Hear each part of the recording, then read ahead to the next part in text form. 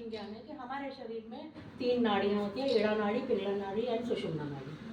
ठीक है, इसमें क्या होता है, ईड़ा नाड़ी लेफ्ट साइड होती है, ये पिंगला राइट होती है और बीच में होती है सुषुम्ना। तो ईड़ा नाड़ी हमारी इच्छा की नाड़ी होती है जिससे हम इच्छाएँ करते हैं, और दूसरा ये भूतकाल से रिलेटेड होती है। जो दाहिनी नाड़ी है वो हमारे भविष्य से रिलेटेड है और क्रिया शक्ति, मतलब इधर से हम इच्छा करते हैं, इधर से काम कर देते हैं, तो हम हमेशा भूत या भविष्य के चिंताओं में ग्रस्त रहते हैं। इन दोनों से निकल के हमें जो बीच की नाड़ी है उसमें स्थापित होना होता है, उसे सुषुम्ना नाड़ी है, वो वर्तमान की नाड़ी है। और जब हम उसमें होते हैं तो मन में विचार नहीं होता, थॉटलेस अवेयर होते हैं। मतलब ऐसा नहीं कि हम बेहोश पड़े हैं, सो रहे हैं, हम जागृत होते हैं लेकिन विचार के बिना। और वैसे अभी जैसे मान लो मैं आपसे कहूँ कि 10 सेकंड के लिए ट्राई करो कि क्या आपके मन में विचार ना आए, कोशिश करो सब लोग कि मन में कोई विचार ना आए, कैसा भी।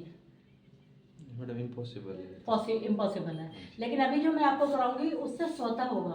मतलब इसे हम पैसे देके खरीद नहीं सकते, ये स्वतः होता है ईश्वर की अनुकंपा से। ठीक है, तो सब सुन रहे हैं ना ये जो मैं बोल रही हूँ? जी मैम। ठीक है, तो ये तो है थ्योरी। अब इसमें एक चीज़ प्लस क्लियर करनी है कि जब बच्चा माँ के पेट में होता है, हम सब कहते हैं ना भगवान सबके अंदर है, वो कहाँ है?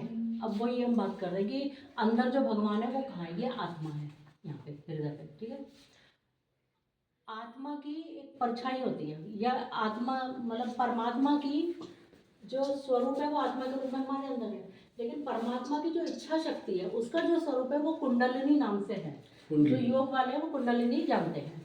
ठीक है, तो ये कुंडलिनी क्या होती है, ये हमारे अंदर कब आती है? जब बच्चा माँ के पेट में 2.5-3 महीने का होता है, उस समय ईश्वर की शक्ति का एक अंश यहाँ, ये बच्चे का पिलपिला होता है तालु भाग, यहाँ से अंदर घुसता है और हमारे शरीर में ये चक्र और नाड़ियाँ बनाता है।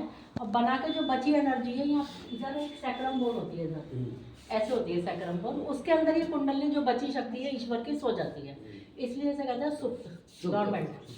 अब हम जितने भी व्रत तीरथ करते हैं, साधुओं के आश्रम में जाते हैं, कुछ भी करते हैं, लेट लेट के परिक्रमा कर रहे हैं, कुंभ नहा रहे हैं, हिमालय में तपस्या, समुद्र में तपस्या, जो भी कुछ करते हैं उसका उद्देश्य सिर्फ ये होता है कि ये हमारी कुंडलिनी जागृत हो जाए। अब सबके तरीके अलग है, विवेकानंद जी ने अलग तरीके से किया, ब्रह्मा कुमारी अलग तरीके से करती है, सुदर्शन क्रिया वाले वो अलग तरीके से करते हैं, लेकिन वो तरीके थोड़े कठिन होते हैं, स्टेप बाय स्टेप में काफ़ी समय लगता है।